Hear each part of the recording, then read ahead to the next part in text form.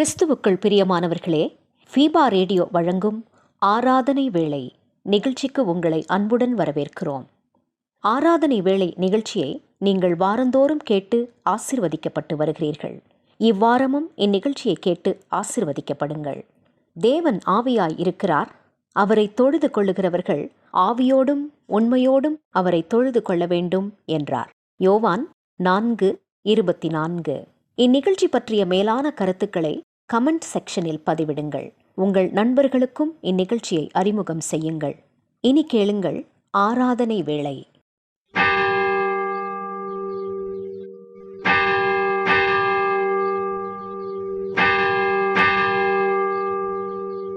ஆராதனை வேளை. நம்முடைய ஆரம்பம் பிதா குமாரன் பரிசுத்த ஆவியின் திருப்பெயரிலே, ஆமென். எனக்கு அருமையான தேவனுடைய ஜனமே, ஃபீபா ரேடியோ தயாரித்து ஒளிபரப்பும் ஆராதனை வேளை நிகழ்ச்சிக்கு நேயர்களாகி உங்களை அன்போடு கூட வாழ்த்தி வரவேற்கின்றோம். கர்த்தர் தாமே நம்மையும் இந்த நிகழ்வையும் அளவில்லாமல் ஆசீர்வதிப்பாராக. ஆண்டவரை நோக்கி நாம் முழங்கால் படியிட்டு ஜெபிப்போம். எங்களை அதிகமாய் நேசிக்கிற எங்கள் அன்பின் ஆண்டவரே, நன்மையான ஓய்வு நாளின் கால வேளைக்காக நன்றி செலுத்துகின்றோம். 5ஆம் மாதத்தினுடைய 4வது ஓய்வு நாளை நாங்கள் காணும்படியாக இந்த பரிசுத்த ஓய்வு நாளிலே பரிசுத்த அலங்காரத்துடனே நாங்கள் உம்மை தொழுது கொள்ளும்படியாக அருளை தந்திரி, அதற்காக நன்றிகளை சொல்லுகின்றோம். இந்த ஆராதனை வேளை நிகழ்வுக்காக நாங்கள் உமக்கு ஸ்தோத்திரங்களை எடுக்கின்றோம். கர்த்தாவே, இந்த வார்த்தைகள் எங்கெல்லாம் ஒலிக்கப்பட்டு கொண்டிருக்கின்றதோ அங்கெல்லாம் தேவனுடைய பிரசனம் இறங்கி உமது பிள்ளைகளை ஆட்கொள்ள வேண்டும் என்று சொல்லி மன்றாடுகின்றோம். எந்த இடமானாலும் சரி, அவர்கள் எந்த நிலையிலே இருந்தாலும் சரி, தேவனுடைய பிரசனம் இறங்கட்டும், அவர்கள் மத்தியிலே அசைவாடட்டும். அவர்கள் இந்த சத்தியத்தை பெற்றுக்கொள்ளவும், அவர்கள் இந்த ஆராதனை வேளையிலே பங்கு கொண்டு உடைய நாமத்தை மகிமைப்படுத்தி நன்மைகளை பெற்றுக்கொள்ள அருள் செய்ய வேண்டும் என்று சொல்லி மன்றாடுகின்றோம். நீர் சொல்லாகும், கட்டளையிட நிற்கும். நீர் அப்படியே செய்ய போவதற்காக நன்றி செலுத்துகின்றோம். நிகழ்ச்சியின் முடிவிலே கர்த்தாவே, ஒரு பெருத்த ஆசீர்வாதத்தை பெற்றுக்கொள்ள அருள் தர வேண்டும் என்று இரட்சகரும் மீட்பருமான இயேசுவென்ற திருநாமத்திலே வேண்டி நிற்கின்றோம் பிதாவே, ஆமென்.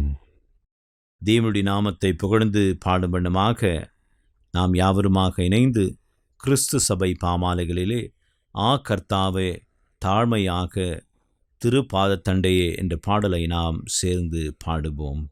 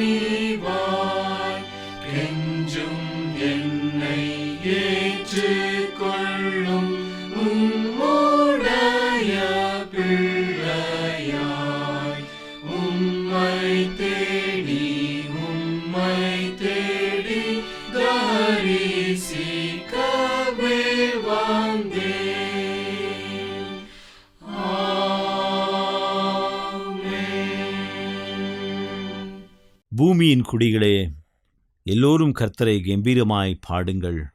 மகிழ்ச்சியோடு கர்த்தருக்கு ஆராதனை செய்து ஆனந்த சத்தத்தோடு அவர் சந்நிதி முன் வாருங்கள். தேவன் ஆவியாக இருக்கிறார். அவரை தொழுது கொள்ளுகிறவர்கள் ஆவியோடும் உண்மையோடும் அவரை தொழுது கொள்ள வேண்டும். நம்முடைய பிதாவாகிய கடவுளாலும் கர்த்தராகிய இயேசு கிறிஸ்துவினாலும் உங்களுக்கு கிருபையும் சமாதானமும் உண்டாவதாக. இது கர்த்தர் உண்டு பண்ணின நாள். இதிலே களி கூர்ந்து மகிழ கடவோம். சற்று நேரம் அமைதியோடு கூட நாம் இருந்து நம்மை ஆராய்ந்து பார்த்து தேவனுடைய சமூகத்திலே உண்மையாக நம்முடைய பாவத்தை அறிக்கை செய்ய கர்த்தர் நம்மை அழைத்திருக்கின்றார். நமக்கு பாவம் இல்லை என்போமானால் நம்மை நாமே வஞ்சிக்கரலாவோம். சத்தியம் நமக்குள் இராது. நம்முடைய பாவங்களை நாம் அறிக்கையிட்டால் பாவங்களை நமக்கு மன்னித்து எல்லா அநியாயத்தையும் நீக்கி நம்மை சுத்திகரிப்பதற்கு அவர் உண்மையும் நீதியும் உள்ளவராயிருக்கின்றார். நம்முடைய பலவீனங்களுக்காக பரிதவிக்க முடியாத பிரதான ஆசாரியர் நமக்கு இராமல் எல்லா விதத்திலும் நம்மை போல் சோதிக்கப்பட்டும் பாவம் இல்லாமல் இருக்கின்ற பிரதான ஆசாரியரே நமக்கு இருக்கின்றார். மனம் திரும்புவோம், பரலோக ராஜ்யம் சமீபமாக இருக்கின்றது. பாவத்தை அறிக்கை செய்த நாம் பாவ மன்னிப்பின் நிச்சயத்தும் விசுவாசத்தோடு கூட நாம் பெற்றுக்கொள்வோம். சர்வ வல்லமையும் மிகுந்த இரக்கமுள்ள ஆண்டவர் மன்னிப்பையும் பாவ நிவர்த்தியும் நமக்கு கட்டளையிட்டருளி வாழ்க்கை சீர்படுத்துவதற்கான காலத்தையும் தமது பரிசுத்த ஆவியின் கிருபையும் தேற்றுதலையும் நம் அனைவருக்கும் தந்தருள்வாராக. ஆமேன். ஆண்டவரை துதியுங்கள். ஆண்டவர் நாமம் துதிக்கப்படுவதாக. இந்த நாளுக்குரிய வேத பகுதியை வாசிக்க நாம் இப்பொழுது கேட்போம். பரிசுத்த யோவான் என்பவர் எழுதின நற்செய்தி நூல் 1ஆம் அதிகாரம் வசனங்கள் 1-9 முடிய. ஆதியிலே வார்த்தை இருந்தது, அந்த வார்த்தை தேவனிடத்தில் இருந்தது, அந்த வார்த்தை தேவனாயிருந்தது. அவர் ஆதியிலே தேவனோடு இருந்தார். சகலமும் அவர் மூலமாய் உண்டாயிற்று. உண்டானதொன்றும் அவராலே அல்லாமல் உண்டாகவில்லை. அவருக்குள் ஜீவன் இருந்தது. அந்த ஜீவன் மனுஷருக்கு ஒளியாயிருந்தது. அந்த ஒளி இருளிலே பிரகாசிக்கிறது. இருளானது அதை பற்றி கொள்ளவில்லை. தேவனால் அனுப்பப்பட்ட ஒரு மனுஷன் இருந்தான். அவன் பேர் யோவான்.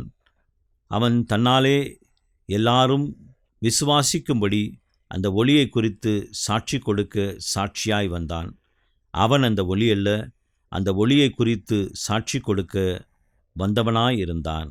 உலகத்திலே வந்த எந்த மனுஷனையும் பிரகாசிப்பிக்கிற ஒளியே அந்த மெய்யான ஒளி. அவர் உலகத்திலே இருந்தார். உலகம் அவர் மூலமாய் உண்டாயிற்று. உலகமோ அவரை அறியவில்லை. அவர் தமக்கு சொந்தமானதிலே வந்தார். அவருக்கு சொந்தமானவர்களோ அவரை ஏற்றுக்கொள்ளவில்லை. வாசிக்க வேண்டிய வேத பகுதி வாசித்து ஆயிற்று. தேவனை புகழ்ந்து பாடுமனுமாக நாம் யாவருமாக இணைந்து ஞான கீர்த்தனைகளிலே வரவேணும் எனதரசே மனுவேல் இஸ்ரவேல் சிரசே என்ற பாடலை நாம் இணைந்து பாடுவோம்.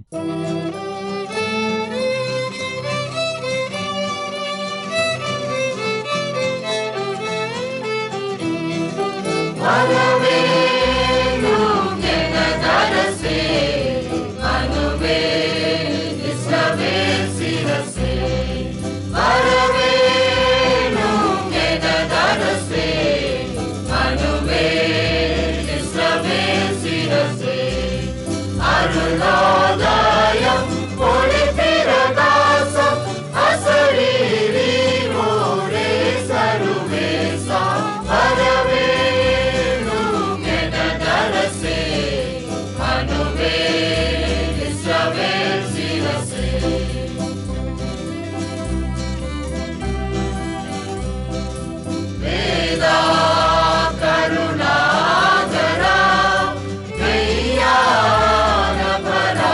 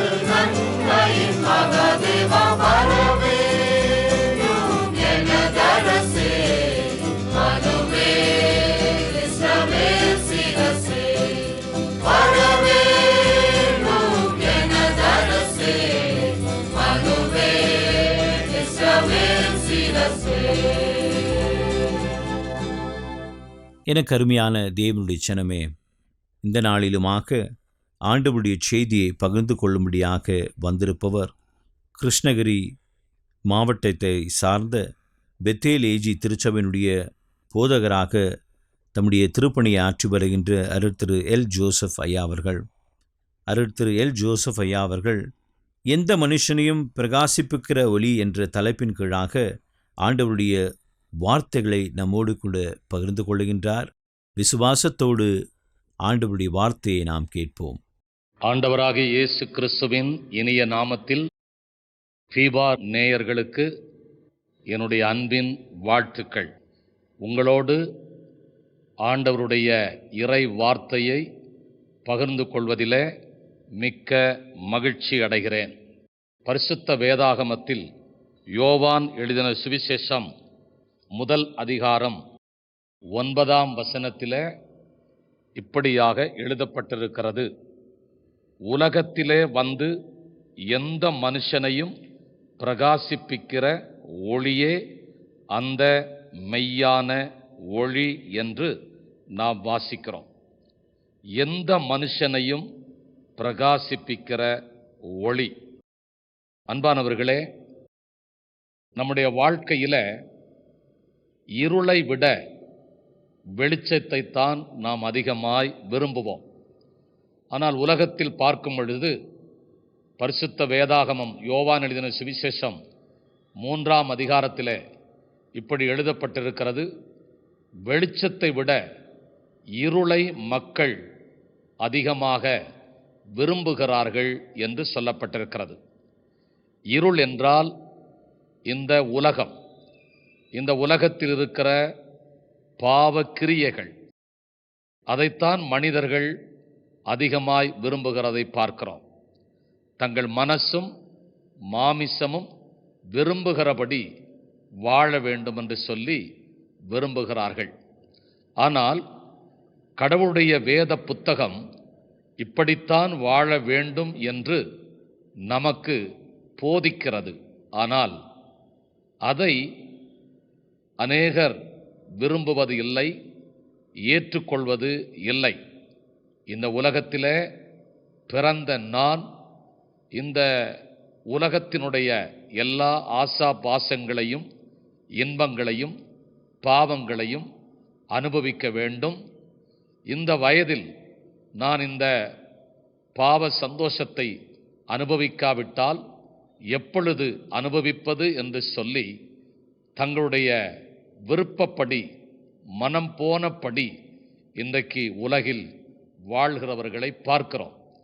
அநேகருடைய வாழ்க்கையை பார்க்கும்போது அவங்க வாழ்க்கை இருண்டு போன நிலையில் இருக்கிறது. ஒரு தனிப்பட்ட மனிதனை பார்க்கும்போது அவங்க முகத்தை பார்த்தாலே தெரியும், அகத்தின் அழகு முகத்தில் தெரியும் என்று சொல்லுவார்கள். முகம் வாடலாக இருக்கும், அல்லது சுருங்கி போன நிலையில் இருக்கும், கருத்து போன நிலையில் இருக்கும், ஏதோ சோகமாக இருப்பார்கள், கவலையாக இருப்பார்கள், துக்கத்தோடு இருப்பார்கள், ஒரு வேதனையோடு இருப்பார்கள். ஏன் நீங்கள் உங்களுடைய முகம் பார்க்கும் பொழுது ஏதோ வித்தியாசமாக இருக்கிறதே என்று கேட்கும் பொழுது அவர்களால் பதில் சொல்ல முடிகிறது இல்லை. காரணம், இந்த உலகத்தினுடைய பாவத்திற்கு அவர்கள் அடிமையாக இருக்கிறபடியினாலே அவர்கள் வாழ்க்கையை இருள் சூழ்ந்திருக்கிறதை நாம் பார்க்க முடியும். ஒரு வீட்டுக்குள்ளே போனால் இருள் இருக்கும், அந்தகாரம், டார்க்னஸ் இருக்கிறதை பார்க்க முடியும். ஒவ்வொரு அறைகளிலும் அங்கே வெளிச்சம், லைட்டு போடப்பட்டிருந்தாலும் அந்த வீட்டுக்குள்ளே இருள் சூழ்ந்திருக்கிறதை பார்க்க முடியும். சில வீடுகளில் பிசாசினுடைய கிரியைகள் இருக்கும், பிசாசினுடைய ஆதிக்கம் இருக்கும். பிசாசு சத்துரு அந்த குடும்பத்தை ஆட்டி படைத்து கொண்டிருப்பான்.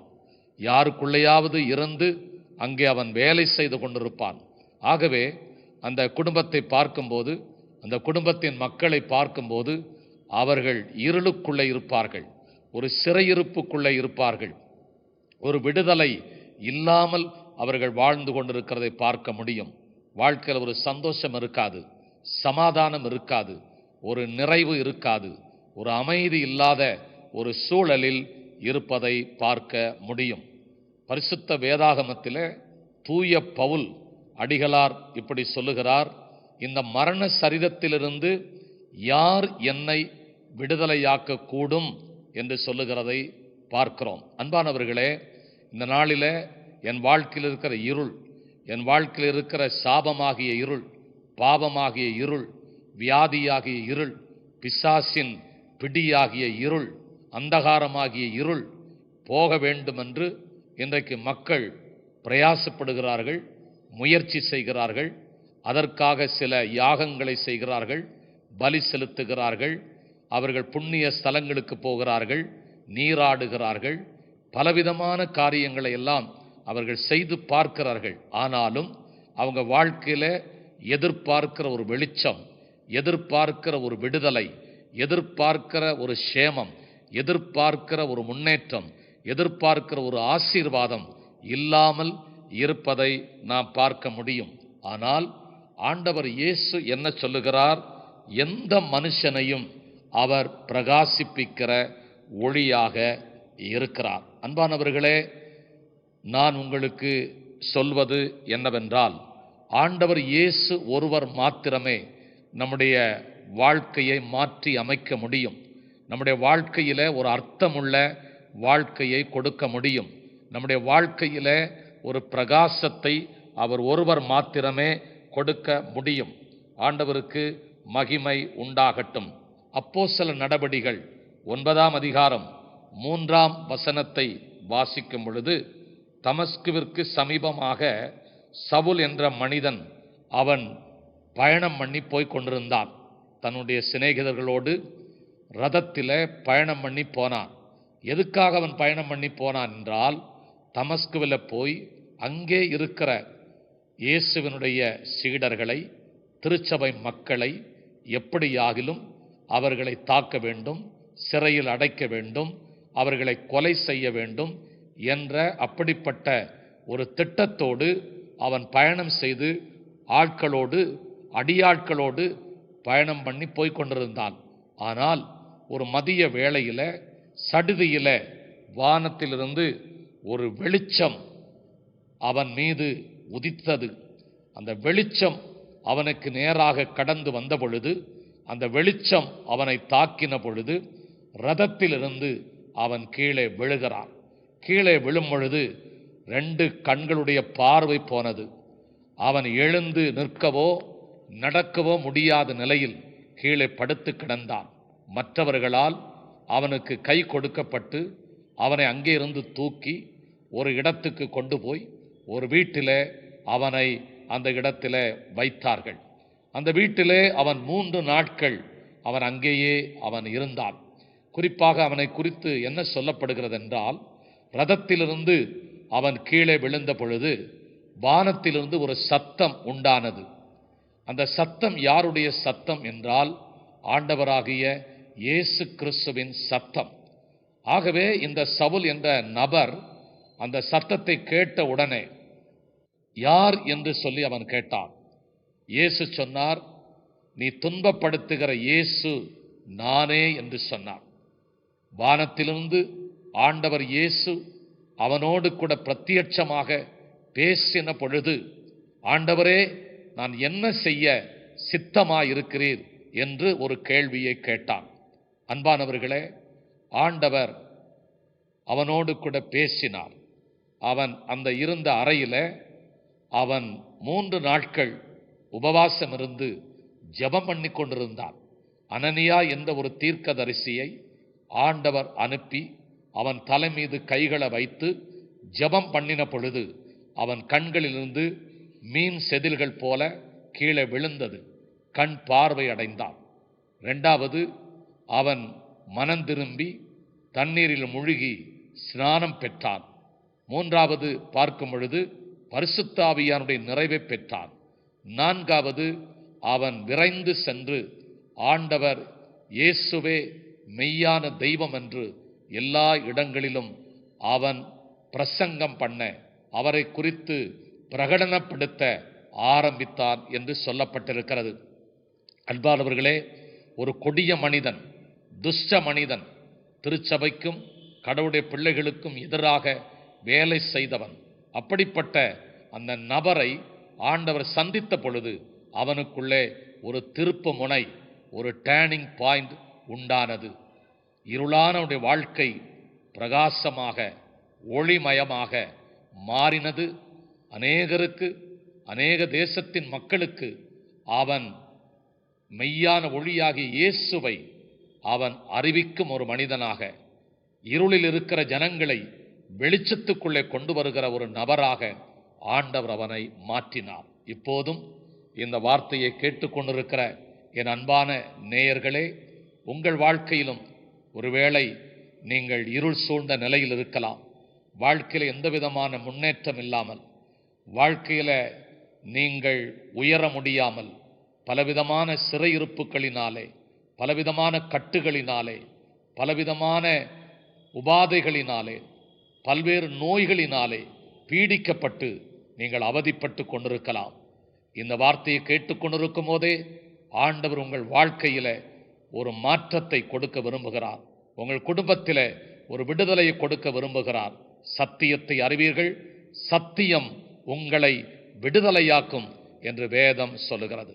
ஆகவே அன்பானவர்களே, இந்த இறை வார்த்தையை கேட்கிற நீங்கள் மெய்யான ஒளியாகி இயேசுவை, இயேசுவே என் வாழ்க்கையில் வாரும், என் உள்ளத்தில் வாரும், என் வீட்டுக்குள் இல்லத்துக்குள் வாரும் என்று அழைப்பீர்களானால் கண்டிப்பாக உங்கள் வாழ்க்கையை அவர் பிரகாசமாக மாற்றுவார். உங்கள் வாழ்க்கை, உங்கள் எதிர்காலம் ஆசீர்வாதமாய் இருக்கும் என்பதில் சந்தேகமே இல்லை. ஆண்டவர் தாமே இந்த செய்தியை கேட்டுக்கொண்டிருக்கிற உங்கள் அனைவரையும் ஆசீர்வதிப்பாராக. ஆமேன். எனக்கு அருமையான தேவனுடைய ஜனமே, இந்த நாளிலுமாக நம்முடைய கடந்து வந்து ஆண்டவருடைய செய்தியை பகிர்ந்து கொண்டு அருட்திரு எல் ஜோசப் ஐயா அவர்களுக்கு ஃபீபா ஊழியங்களின் சார்பிலும் ஆராதனை வேளை நேயர்களாகிய உங்கள் அனைவரின் சார்பிலும் வாழ்த்துக்களையும் நன்றிகளையும் தெரிவித்துக் கொள்கின்றோம். கர்த்ததாமே அவரையும் அவருடைய ஊழியத்தையும் திருச்சபையும் அளவில்லாமல் ஆசீர்வதிப்பாராக. நாம் யாவருமாக இணைந்து நம்முடைய விசுவாசத்தை அப்போஸ்தலர் விசுவாச பிரமாணத்தின் வாயிலாக அறிக்கை செய்து அதை நாம் உறுதி செய்வோமாக.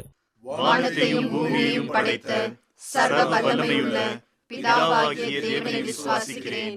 அவருடைய ஒரே குமாரனாகிய நம்முடைய நாதர் இயேசு கிறிஸ்துவையும் விசுவாசிக்கிறேன். அவர் பரிசுத்த ஆவியினாலே கன்னி மரியாளிடத்தில் உற்பவித்து பிறந்தார். பொந்தியு பிலாத்துவின் காலத்தில் பாடுபட்டு சிலுவையில் அறையுண்டு மரித்து அடக்கம் பண்ணப்பட்டு பாதாளத்தில் இறங்கினார். மூன்றாம் நாள் மரித்தோரிடத்திலிருந்து எழுந்தருளினார். பரமண்டலத்துக்கு ஏறி சர்வ வல்லமையுள்ள பிதாவாகிய தேவனுடைய வலது பாசத்திலே வீற்றிருக்கிறார். அவரிடத்திலிருந்து உயிருள்ளோரையும் மரித்தோரையும் நியாயம் தீர்க்க வருவார். பரிசுத்த ஆவியையும் விசுவாசிக்கிறேன். பொதுவாயிருக்கிற பரிசுத்த சபையும் பரிசுத்தவான்களுடைய ஐக்கியமும் பாவ மன்னிப்பும் சரீர உயிர்த்தெழுதலும் நித்திய ஜீவனும் உண்டென்று விசுவாசிக்கிறேன். ஆமென்.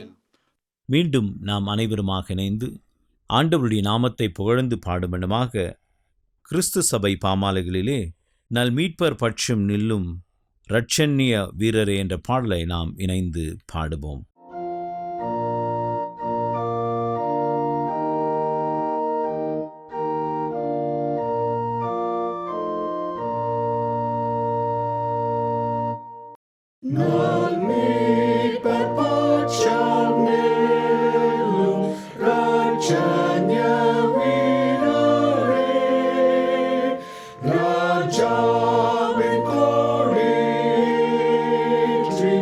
Orata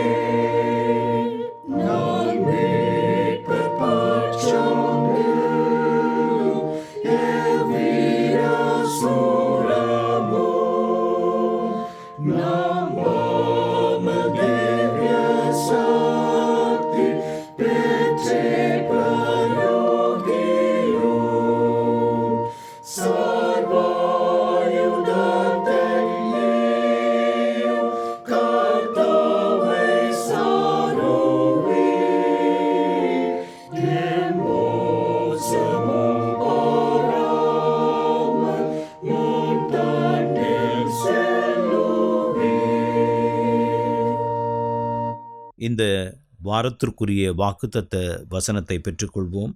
2 தீமோத்தேயு 3ஆம் அதிகாரம் 16ஆம் வசனம். தேவ வாக்கியங்கள் எல்லாம் தேவ ஆவியினாலே அருளப்பட்டு இருக்கிறது. தேவ வாக்கியங்கள் எல்லாம் தேவ ஆவியினாலே அருளப்பட்டு இருக்கிறது. ஆண்டவரை நோக்கி நாம் மன்றாடுவோம்.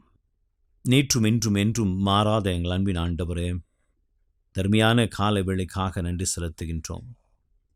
பரிசுத்த அலங்காரத்துடனே கர்த்தரை தொழுது கொள்ளுங்கள் என்ற வேத வாக்கின்படியே இந்த 5ஆம் மாதத்துடைய 4வது ஓய்வு நாளிலே நாங்கள் இந்த ஆராதனை வேளை நிகழ்வின் வாயிலாக உம்மை துதிக்கவும் ஸ்தோத்திரிக்கவும் உம்முடைய நாமத்தை மகிமைப்படுத்தவும் நீர் தந்த கிருபைக்காக நன்றிகளை சொல்கின்றோம். கடந்து வந்த பாதைகள் எல்லாவற்றையும் திரும்பி பார்க்கின்றோம். 5 மாத காலங்கள் எங்களை கண்ணின் மணியைப் போல சுமந்து வந்தீர். தாங்கினீர், ஏந்தினீர், தப்புவித்தீர். அதற்காக நன்றிகளை சொல்லுகின்றோம். இப்பொழுதுமாக இந்த வசனத்தை கேட்டுக்கொண்டிருக்கின்ற பிள்ளைகளுக்காக நன்றி செலுத்துகின்றோம். ஆம் கர்த்தாவே, இருளிலே நாங்கள் இருக்கின்ற பொழுது எங்களை பிரகாசிக்க பண்ணுகின்ற ஒளியாக நீர் வந்தீர். எங்களிடத்திலே வந்தீர். நாங்கள் உம்மை அறியவில்லை, ஏற்றுக்கொள்ளவில்லை. இப்பொழுதுமாக நாங்கள் உம்மை அறிந்திருக்கின்றோம், ஏற்றுக்கொண்டிருக்கின்றோம். உமது பிள்ளைகளாக வாழ வளர எங்களுக்கு நீர் அருளை தாரும். பலவீனத்தின் நிமித்தமாக நாங்கள் விழுந்து போகாதபடிக்கு, உலக ரீதியாக நாங்கள் பாவத்திலே ஈடுபடாதபடிக்கு எங்களை நீர் காத்து ஒளி வீசுகின்ற பிள்ளைகளாக மாற அருளை தர வேண்டும் என்று சொல்லி மன்றாடுகின்றோம். நீங்கள் இந்த உலகத்திற்கு ஒளியாக இருக்கின்றீர்கள் என்று சொல்லி எங்களை அழைத்த கர்த்தர், நாங்கள் ஒளி வீச, உம்முடைய குணாதிசயத்தை காட்ட, உம்மை வாழ்பவராக காட்ட எங்களுக்கு நீர் கிருபைகளை தாரும். இந்த வசனத்தை கேட்ட பிள்ளைகள் அனைவரையும் ஆசீர்வதியும். இப்பொழுதுமாக கண்ணீரோடு, பாரத்தோடு, வியாகுலத்தோடு தங்கள் தேவைகளுக்காக உம்முடைய சமூகத்திலே மன்றாடி கொண்டிருக்கின்ற அது பிள்ளைகளை கண்ணோக்கி பாரும். ஆண்டவர் தாமே இறங்கி அவருடைய கண்ணீர் யாவையும் துடைத்து உங்கள் துக்கம் சந்தோஷமாய் மாறும் என்று சொல்லி அவர்களை ஆசீர்வதியும்.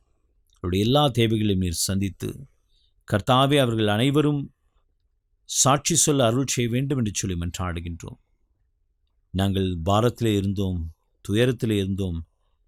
இந்த ஆராதனை வேளை நிகழ்வின் வாயிலாக நாங்கள் விசுவாசத்தை பெற்றுக்கொண்டோம். எங்களுடைய பாரங்கள் எல்லாம் நீங்கிற்று என்று சொல்லி சாட்சி பகிர அருள் செய்ய வேண்டும் என்று சொல்லி மன்றாடுகின்றோம். நீர் அப்படியே செய்யப்போவதற்காக நன்றி செலுத்துகின்றோம். நிகழ்ச்சியின் முடிவிலே கர்த்தாவே அவளுக்குள்ளாக ஒரு பெரிய மாற்றத்தை உணர கிருபை தாரும். மிகுந்த சந்தோஷம், மிகுதியான ஆசீர்வாதங்களை நாங்கள் பெற்றுக்கொள்வோம் என்கின்ற நம்பிக்கை உண்டாக அருள் செய்ய வேண்டும் என்று மீட்பெரும் இரட்சகருமான இயேசுவின் திருநாமத்திலே வேண்டி நிற்கின்றோம் பிதாவே, ஆமென். ஆண்டவர் நமக்கு சொல்லித்தந்த கர்த்தருடைய ஜெபத்தை ஒன்றாக நாம் ஏறெடுப்போமாக. பரமண்டலங்களில் இருக்கிற எங்கள் பிதாவே, உம்முடைய நாமம் பரிசுத்தப்படுவதாக, உம்முடைய ராஜ்யம் வருவதாக, உம்முடைய சித்தம் பரமண்டலங்களில் செய்யப்படுகிறது போல பூமியிலேயும் செய்யப்படுவதாக. அன்றன்றுள்ள அப்பத்தை இன்று தாரும். எங்களுக்கு விரோதமாய் குற்றம் செய்கிறவர்களுக்கு நாங்கள் மன்னிக்கிறது போல எங்கள் குற்றங்களை எங்களுக்கு மன்னியும். எங்களை சோதனைக்குள் பிரவேசிக்க பண்ணாமல் தீமையிலிருந்து எங்களை ரட்சித்துக் கொள்ளும். ராஜ்யமும் வல்லமையும் மகிமையும் என்றென்றைக்கும் உம்முடையவைகளே. ஆமென். ஆண்டவரின் ஆசீர்வாதத்தை இப்பொழுது நாம் பெற்றுக்கொள்வோம். திரியேகராம் தந்தை மாய்ந்தன் தூயாவின் அன்பு கிருபை சமாதானம் நம்மோடும், நாம் கேட்ட சத்தியத்தோடும், நாம் ஏறெடுத்திருக்கின்ற பிரார்த்தனையோடும், பிற இருக்கின்ற நன்மைகளோடும் இன்றும் என்றும் சதா காலங்களிலும் தங்கி நிலைத்து இருப்பதாக. ஆமென்.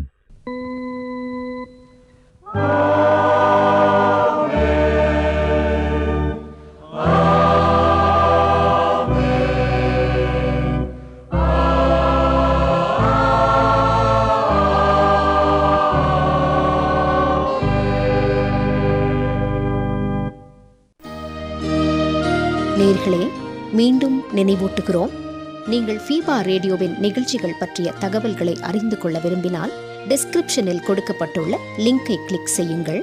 மேலும் நீங்கள் எங்களோடு தொடர்பு கொள்ள விரும்பினால் டிஸ்கிரிப்ஷனில் கொடுக்கப்பட்டுள்ள அலைபேசி மற்றும் தொலைபேசி எண்களை தொடர்பு கொள்ளலாம்.